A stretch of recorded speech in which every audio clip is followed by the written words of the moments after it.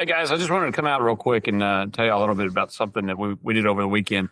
My family and I decided to go see the Savannah Bananas at Kyle Field this weekend. And no, it's if you're a sports fan, maybe you're a baseball fan, you're like, man, it's not baseball.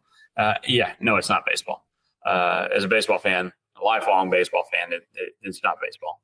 But you know what it is? It's entertaining. And it was great. We had a great time. It's man, the kids had a blast. So if you've been on, I don't know, ESPN, or if you follow ESPN or any of the sporting deals, you saw posts about it over the weekend as after it happened. They talked about it because it was their biggest venue they've ever done. So if you're in New York and you're like, but they were at at Yankee Stadium, it doesn't matter. We do things bigger here in Texas, and Kyle Field holds more people. 102,000 people at Savannah Bananas. Think of it like it would have been like if the Harlem Globetrotters had showed up and had 102,000 people. That would have been massive, right? It's the same thing. Same basic principle. Harlem Globetrotters are not basketball. Savannah Bananas are not baseball. But they are entertaining, and it was a great time. But I'm sitting there and watching all this, and, we got there early, did all the things, the outside stuff, inside stuff, but from the moment we showed up on campus, I say that we walked from where we walked to where everything was, from the moment in time we got there to the moment in time we left, it was solid entertainment from start to finish. They did a phenomenal job of making everybody there feel a part of something. And of course, they've advertised this stuff for a long time. This has been kind of their, deal. If you've watched the documentary Banana Land and all of that, they talk about fans first. It's been their mantra forever. In fact, I remember sitting there going, they were talking about, like, who's going to win? Is it going to be the Bananas, or is it going to be the Texas Tailgaters, or whatever? And truthfully, the ones who won were the fans. Forget the winner of the scoreboard. The fans won. So this got me thinking, right? As I watched these fans get involved and watch them interact with the fan base, right? It's not just like, been to the Astros games, been to the Aggie baseball games and football, and seen the Saints and the Cowboys play. I've been to all kinds of venues. I've been to MotoGP out at Austin. I've been to a lot of different events. You know what I haven't seen is I haven't seen very many. In fact, I haven't seen any event where those who are hosting the event has interacted with people to this scale by any stretch of the imagination. Not even close. In fact, I've even heard that now we're almost 2 days past the event.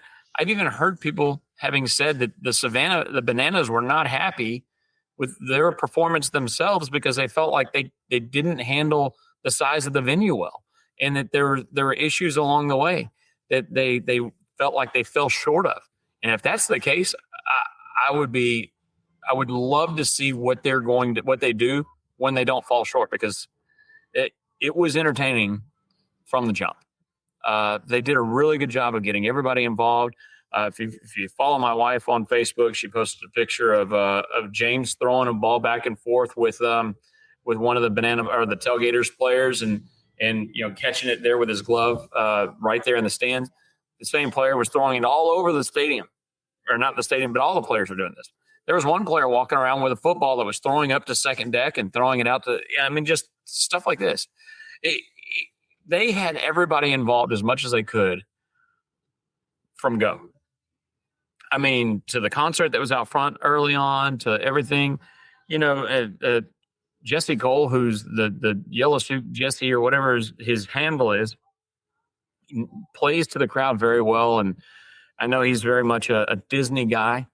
And so, he comes in, takes his little bowler hat off and throws it to the side and puts on a yellow cowboy hat and just owns it. From that aspect to getting people that are locally known well involved. You had the Dude Perfect guys show up who started here. And it's just did a great job of entertaining. So this is all this to say, I went home and after watching that, and I started thinking about it. How can I incorporate that level of service here in my shop? And how can we do that to improve what we do? Now, this is a different animal, right? Because we're dealing with grief and we're dealing with families who struggle emotionally with things and are having a hard time. This is not a dog and pony show, what we do, which is a little bit of what they do, right? I mean, they're there for entertainment value, and we're not here for entertainment value. We are on the customer service side.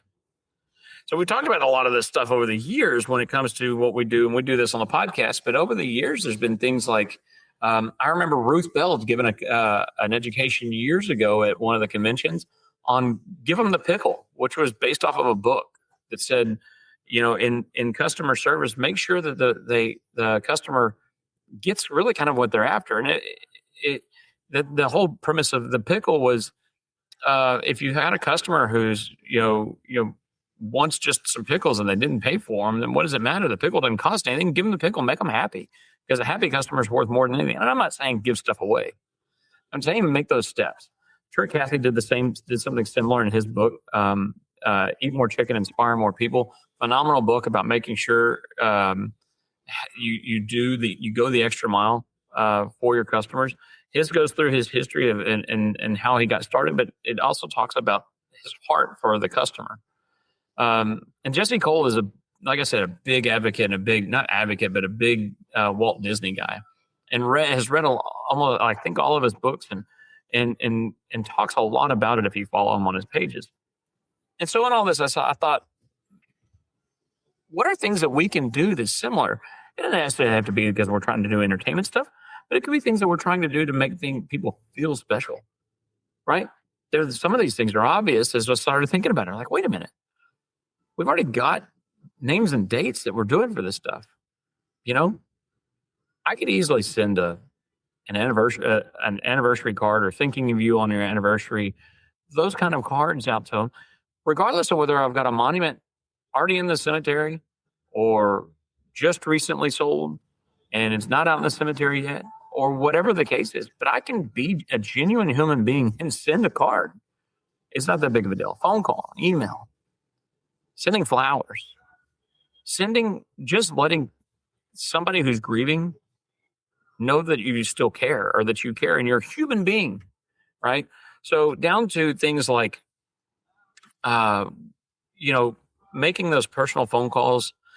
We were talking about it today in the office as I got back from this, and we realized, it's not, are we going to do it for every customer? I don't know that we will, but we're going to start somewhere. And maybe it's for the family that's lost a child, or for the widow who's lost her husband of 50 years, 60 years, or maybe it's for the wife who's lost her husband and has kids and things are tough. Just letting them know that somebody's there and cares and thinks of them, and that they're not just a paycheck, they're not just an order number, they're not just a line item, but they become an individual and they get thought about. More often than not, I still read about stories where families feel like after all this is done, nobody cares. And nobody cares to reach out. And hearing things like happy anniversary and happy birthday get tough down the road, because those become more sparse because they don't want to, the family and friends don't want to rock the boat. They don't know how to deal with it. So what we do, I don't mean rock the boat, but what we do is deal with emotions on a daily basis. So I'm going to tell you all this, and I just wanted to share it, but what we're going to do is try to be more genuine about how we go about taking care of families, and we're going to be more genuine about being there emotionally for those families. And I don't know, maybe it's going to get hard, maybe it'll be good, maybe it'll be bad, I don't know. But I think in general, it can't be bad whenever you're doing these things. The Bible talks to us about blessed are those who take care of those who mourn. Blessed are those who mourn as well. And we go into these things knowing that I'm not in it for the blessing. But if we're supposed to be those who take care of the widows, the children, then maybe we should do a little bit better job on my end, at least. And we don't know what that looks like, but we're going to find out. But I figured I'd share that information. Do with it as you please. But if you have the opportunity, go to one of these banana ball games. It was worth it, and it was worth the money. So, on that note, y'all have a good one.